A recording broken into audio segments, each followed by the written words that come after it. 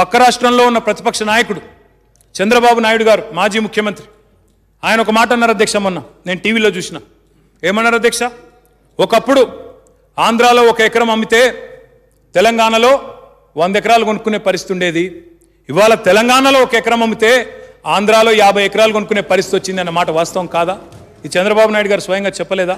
ఏమన్నారు అధ్యక్ష? ఇంకా చంద్రబాబు నాయుడు గారు హైదరాబాద్లో కాదు, తెలంగాణలో అక్కడున్న ప్రభుత్వానికి రైతుల మీద ప్రేమ ఉంది, అందుకే వాళ్ళు మీటర్లు పెట్టడం లేదు.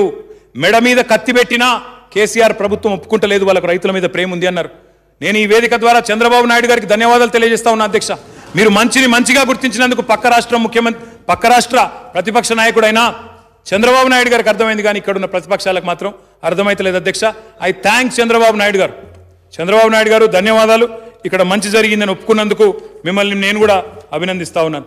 జగన్మోహన్ రెడ్డి గారు కూడా చెప్పారు అధ్యక్ష, ఆంధ్రప్రదేశ్ ముఖ్యమంత్రి, తెలంగాణలో ఉన్న సుస్థిరత, తెలంగాణలో ఉన్న పటిష్ట శాంతి భద్రతలను మెచ్చుకుంటూ దిశా సంఘటన జరిగిన తర్వాత తెలంగాణ ప్రభుత్వం స్పందించిన తీరుకు నిండు శాసనసభలో ఆంధ్రప్రదేశ్ ముఖ్యమంత్రి ఐ సల్యూట్ కేసీఆర్ అన్నాడు అధ్యక్ష. I thank Andhra chief minister Jaganmohan Reddy గారు. అక్కడ జగన్మోహన్ రెడ్డి గారికి అర్థమవుతుంది, చంద్రబాబు నాయుడు గారికి అర్థమవుతుంది, ఇక్కడ బట్టి విక్రమార్క గారికి మాత్రం అర్థమైతలేదు. రఘునందన్ రావు గారికి, రాజేంద్ర గారికి, శ్రీధర్ బాబు గారికి మాత్రం సొంత రాష్ట్రం ముందుకు పోతుంటే మాత్రం మెచ్చుకునే ఓపిక లేదు అధ్యక్ష. కానీ అర్థమైంది, కానీ అంజాన్ కొడుతున్నా అనుకుంటున్నా అధ్యక్ష. నేను అంత దాప ఏం లేదు అధ్యక్ష. ఈరోజు డిఆర్ఎఫ్ గురించి నేను చెప్పాను, ఇంకా చాలా విషయాలు చెప్పాను అధ్యక్ష. నేను ఒక మాట మాత్రం చెప్తాను అధ్యక్ష. ఏం చేస్తామని కొత్తగా మొదలుపెట్టినా కొంతమందికి అనుమానాలు ఎక్కువ ఉంటాయి అధ్యక్ష. ఇలా కేసీఆర్ గారు మెట్రోని 400 కిలోమీటర్లకు విస్తరిస్తా అంటే కొంతమంది అనుమాన పక్షులకు అనుమానాలు ఉన్నాయి అధ్యక్ష. కానీ నేను వారిని కోరుతా ఉన్నా అధ్యక్ష, కేసీఆర్ గారికి సంకల్ప బలం, కేసీఆర్ గారికి దైవ ఆశీర్వాదం, కేసీఆర్ గారికి ప్రజల మద్దతు పుష్కలంగా ఉన్నాయి. ఈ అనుమాన పక్షులన్నీ ఇంట్లో బ్రహ్మాండంగా పండుకోవచ్చు. 100% మేమే వస్తాం, మేమే పూర్తి చేస్తాం, బరాబర్ ప్రజలకు ఇచ్చిన ప్రతి మాట నిలబెట్టుకుంటాం. ఎవరికి అనుమానాలు అవసరం లేదు. ప్రజా రవాణాను తప్పకుండా పటిష్టపరుస్తాం, మెట్రోని తప్పకుండా వేగంగా పూర్తి చేస్తాం అధ్యక్ష. నేను ఒకటే అడుగుతా ఉన్నా, మా తమ్ముళ్ళు మా సోదరులు కూడా చెప్పాలని కోరుతా ఉన్నా. అనుమాన పక్షులకు ఎప్పుడు అపోహలే అధ్యక్ష. కాళేశ్వరం మొదలుపెట్టినప్పుడు అట్లే అన్నారు. నేను ఒకటే అడుగుతున్నా, కాళేశ్వరం చేస్తామన్నాడు కేసీఆర్ గారు, అయ్యిందా కాలేదా? మిషన్ భగీరథ పెట్టినప్పుడు సాధ్యమవుతుందా అన్నారు, అయ్యిందా కాలేదా? మిషన్ కాకతీయ మొదలుపెట్టినప్పుడు అవుతుందా పోతుందా అన్నారు, అయ్యిందా లేదా? మొన్నటికి మొన్న సచివాలయం కడుతుంటే ఎగతాళి చేసిండ్రు, అయ్యిందా కాలేదా? ప్రపంచంలోనే పెద్ద అంబేద్కర్ విగ్రహం పెడతామని చెప్పినాం, పెట్టినామా లేదా? మరి ఏం చెప్పాలి అధ్యక్ష? ఇలా అనుమాన పడ్డోళ్ళే చీకట్లో పోతురు, సెల్ఫీలు దిగుతురు అధ్యక్ష.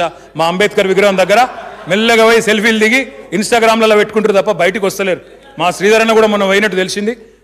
పోవాలన్నా అంబేద్కర్ గారికి దండం పెట్టుకుంటే నీకు మంచి జరుగుతుందన్నా, పెద్ద మనిషి అధ్యక్ష. నేను ఒకటే చెప్తున్నా అధ్యక్ష, మెట్రో ఉద్యమం మొదలుపెట్టినాడు, రాష్ట్రం వస్తుందన్న నాడు కూడా అధ్యక్ష చాలా మంది అనుమాన పక్షులు అన్నారు అధ్యక్ష.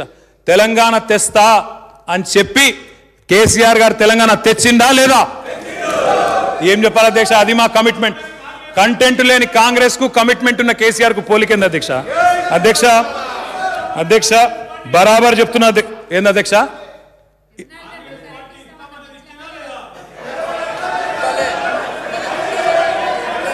శ్రీధర్ బాబు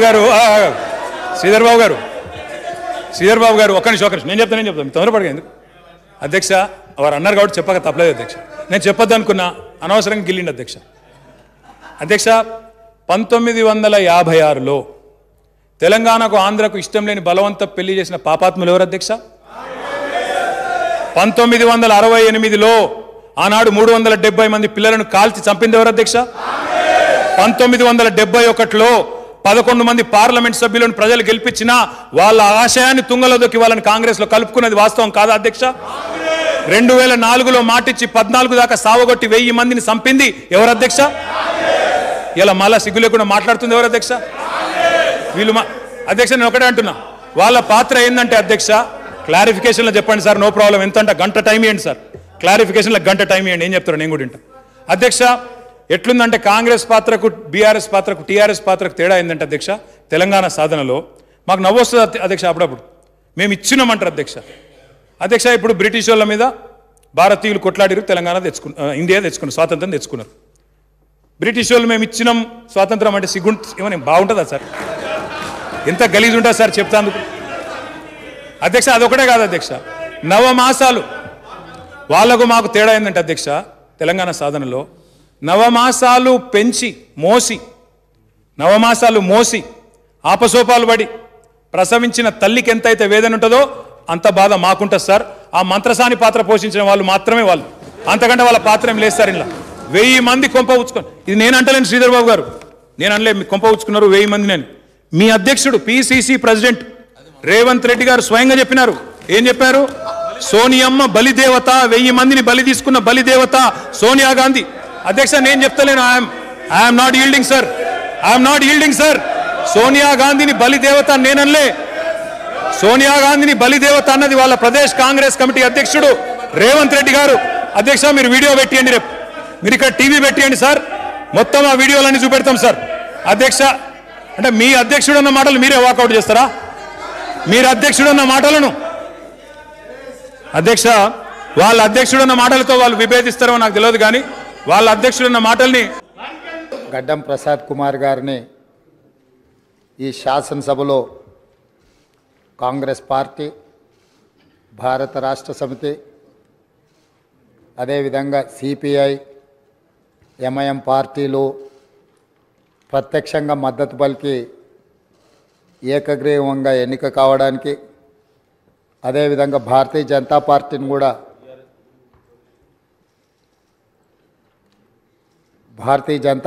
కూడా సంప్రదించడం జరిగింది.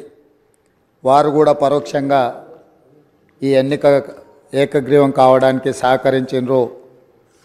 సభాపక్ష నాయకుడిగా మా సభ్యులకు, భారత రాష్ట్ర సమితి అధ్యక్షుడు మరియు శాసనసభ్యులకు, ఎంఐఎం అసదుద్దీన్ ఓవైసీ గారికి, అక్బరుద్దీన్ ఓవైసీ గారికి, సిపిఐ పార్టీ నాయకులకు అందరికీ, ఆ పార్టీ అధ్యక్షులకు, శాసనసభ్యులందరికీ కూడా ఈ సభాపక్షాన మనస్ఫూర్తిగా వారికి ధన్యవాదాలు తెలియజేస్తున్నాను.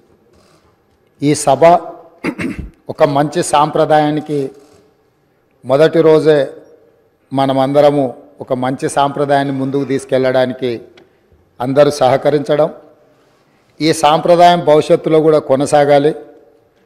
ఈ మంచి సాంప్రదాయము సభ సమన్వయంతో, అందరి సహకారంతో ఈ సమావేశాలను మనం నిర్వహించుకుంటే తెలంగాణ ప్రజల యొక్క ఆకాంక్షను, తెలంగాణ ప్రజల యొక్క ఆలోచనను ఈ సభ ద్వారా పరిష్కరించడానికి అవకాశం ఉంటుంది. అదేవిధంగా గడ్డం ప్రసాద్ కుమార్ గారు నా సొంత జిల్లా, నేను ఎక్కడి నుంచి అయితే శాసనసభ్యుడిగా ప్రాతినిధ్యం వహిస్తున్నానో ఆ ప్రాంతం వాడు. వికారాబాద్కి చరిత్రలోనే గొప్ప పేరుంది. నిజాం సర్కారు ఉన్నప్పుడు చాలా రుగ్మతలు ఉన్న వాళ్ళకి వైద్య సహాయం అందాల్సిన వివిధ రకాల ఇబ్బందులు ఉన్న వాళ్ళందరినీ కూడా వికారాబాద్ గుట్ట మీద వైద్యం చేస్తే అందరికీ ఆ రుగ్మతలు తగ్గి సమస్యలు పరిష్కారం అవుతాయని తెలుసు. ఇప్పటికి కూడా అక్కడి వాతావరణం, అక్కడి గాలి, అక్కడి నేల ఒక మంచి వైద్యానికి ఉపయోగపడే ప్రాంతం. ఆ ప్రాంతం నుంచి వచ్చిన గడ్డం ప్రసాద్ కుమార్ గారు మన 3వ శాసనసభకు స్పీకర్గా ఎన్నిక కావడం ద్వారా సమాజంలో ఉన్న ఎన్నో రుగ్మతలను, సమస్యల్ని ఈ సభలో వారి నాయకత్వాన చర్చ జరిగి పరిష్కారం అవుతుందని చెప్పి నేను స్పష్టంగా భావిస్తున్నాను, ఆశిస్తున్నాను. అదేవిధంగా వారు అతి సామాన్యమైన కుటుంబం. వెనుకబడి చిన్న వయసులోనే తండ్రిని కోల్పోయి కుటుంబ బాధ్యతను తీసుకొని 8 మంది సోదరీమణుల మధ్యలో ఒక్కడుగా చిన్న వయసులోనే కుటుంబ బాధ్యతను భుజాల మీద వేసుకొని 8 మంది ఆడపడుచులను సమన్వయం చేసుకుంటూ సమాజంలో కుటుంబం యొక్క గౌరవాన్ని నిలబెడుతూ ఏ లోటు రాకుండా సోదరీమణులందరినీ కూడా ఈ రోజుకు, ఆ రోజు నుంచి ఈ రోజు వరకు సమన్వయంతో ముందుకు తీసుకెళ్తున్నాడు. అంటే ఉమ్మడి కుటుంబం ఎలా ఉండాలి, ఉమ్మడి కుటుంబంలో కుటుంబ సభ్యులకు ఉండే సమస్యల్ని వాళ్ళు అడగక ముందే గుర్తించి పరిష్కరించడం తెలిసింది అని అంటే ఈ శాసనసభ కూడా స్పీకర్ గారి కుటుంబం, మనందరం కూడా వారి కుటుంబంలో సభ్యులం. అది ప్రతిపక్షమో పాలకపక్షమో విపక్షమో అనే విభేదాలు లేకుండా సభ్యులు అంటే ఈ సభ యొక్క సభ్యులు, ఆ సభ్యులు లేవనెత్తే అంశాలను వారు లేవనెత్తిన అంశాలలో ఉన్న లోతును దృష్టిలో పెట్టుకొని తప్పకుండా స్పీకర్ గారు ఆ సమస్యలకు పరిష్కారం చూపిస్తారు. ఒక కుటుంబాన్ని, ఉమ్మడి కుటుంబాన్ని నడిపించడం, సమన్వయం చేయడం, సమాజంలో ఆ కుటుంబం యొక్క గౌరవాన్ని నిలబెట్టడం తెలిసిన వ్యక్తులు ఈ సభకు సభాధ్యక్షుడు అయిందంటే మన అందరి యొక్క హక్కులను తప్పకుండా వారు కాపాడతారు. అదేవిధంగా వారు రాజకీయ ప్రస్థానం, స్థానిక సంస్థలు ఒక ఎంపీటీసీగా వారి రాజకీయ ప్రస్థానం మొదలయ్యి అక్కడి నుంచి వారు ఎంపీపీ అవ్వడం, 2008 ఉప ఎన్నికలలో శాసనసభ్యుడిగా ఎన్నికవ్వడం, 2009లో తిరిగి వారు శాసనసభ్యుడిగా ఎన్నికవ్వడం, తర్వాత వారు మంత్రిగా సేవలు అందించడం, హ్యాండ్లూమ్ వీవర్స్కి వాళ్ళకున్న లోన్లు కానీ లేకపోతే వాళ్ళ సమస్యలను పరిష్కరించడంలో క్రియాశీలక పాత్ర పోషించడము, వారు మంత్రిగా ఉన్నప్పుడు వికారాబాదును శాటిలైట్ టౌన్గా గుర్తించి కీర్తిశేషులు పెద్దలు జైపాల్ రెడ్డి గారు అర్బన్ డెవలప్మెంట్ మినిస్టర్గా ఉన్నప్పుడు ఢిల్లీకి వెళ్ళి వారితో మాట్లాడి వికారాబాద్ పట్టణాన్ని శాటిలైట్ టౌన్గా గుర్తించి 2200 కోట్ల రూపాయలు మంజూరు చేయించి అక్కడ అభివృద్ధి కార్యక్రమాలను ముందుకు తీసుకెళ్ళి ఆ రోజు వారు అక్కడి ప్రజల యొక్క సేవలో వారు ముందున్నారు. అదేవిధంగా అక్కడ మెడికల్ కాలేజ్ కావాలని వారే ఆ రోజు ఆ ప్రతిపాదన తీసుకొచ్చి ఈరోజు మెడికల్ కాలేజ్ మంజూరు అయింది. ఇంకా స్టాఫ్ ఇతర అంశాలు కూడా కొన్ని ఉన్నాయి. వారే అక్కడి నుంచి ఆదేశాలు ఇచ్చి తప్పకుండా ఆ సమస్యను పరిష్కరించడమే కాకుండా అప్పా జంక్షన్ నుంచి వికారాబాద్ మన్నగూడ చౌరస్తా వరకు రోడ్ వైడనింగ్ విషయంలో కానీ వీట్లల్లో కూడా వారు ప్రత్యేకమైన చొరవ చూపించి ప్రాంతం యొక్క అభివృద్ధిని వారు ఎప్పుడూ మర్చిపోకుండా వారు ఎన్నికలలో గెలిచిన ఒకవేళ ఫలితాలు వారికి అనుకూలంగా రాకపోయినా వారెప్పుడు కూడా ప్రజలకు దూరంగా ఉండలేదు. కాబట్టి ఈరోజు గడ్డం ప్రసాద్ కుమార్ గారు లాంటి వ్యక్తులు సునిశ్చిత దృష్టితో, సమస్యల అవగాహనతో, సభ్యుల సమన్వయంతో ఈ శాసనసభను వారి నాయకత్వంలో మనందరం ఒక ఆదర్శవంతమైన శాసనసభగా నడిపించడానికి వారి పూర్తిగా మన అందరికీ దశ దిశ నిర్దేశిస్తారు. వారిని మనస్ఫూర్తిగా ఎంపీటీసీ నుంచి శాసనసభాపతిగా ఈరోజు బాధ్యతలు నిర్వహించే వరకు వారి యొక్క రాజకీయ ఎదుగుదల కావచ్చు, ప్రజా సమస్యల పరిష్కారంలో కావచ్చు, వారి యొక్క కృషిని అభినందిస్తూ నేను ఏ ప్రాంతం నుంచి అయితే శాసనసభ్యుడిగా ఎన్నికైనానో మా ప్రాంతానికి సంబంధించిన శాసనసభ్యులే ఆ ప్రాంత నివాసే వికారాబాద్ జిల్లా ఒకప్పుడు డాక్టర్ మరి చెన్నారెడ్డి గారు ఆ ప్రాంతం నుంచి వచ్చి దేశ రాజకీయాలలోనే అత్యంత క్రియాశీలక పాత్ర పోషించారు. ఆ ప్రాంతం నుంచి వచ్చిన గడ్డం ప్రసాద్ కుమార్ గారు ఈ సభ అధ్యక్షుడిగా ఎన్నికవ్వడం, ఈ ఎన్నికవ్వడానికి సహకరించిన మిత్రపక్షాలన్నింటినీ ప్రతిపక్షాలన్నింటినీ కూడా మరొకసారి అభినందిస్తూ మనస్ఫూర్తిగా వారికి అభినందనలు తెలియజేస్తూ ఈ సభలో సభ్యుల యొక్క అందరి హక్కులను వారు కాపాడతారనే నమ్మకంతో వారి అభినందిస్తున్నాను. వారి నాయకత్వంలో మేమందరం కూడా రాష్ట్రానికి మేలు జరిగే విధంగా కార్యక్రమాలు తీసుకుంటామని తెలియజేస్తూ సెలవు తీసుకుంటున్నాను.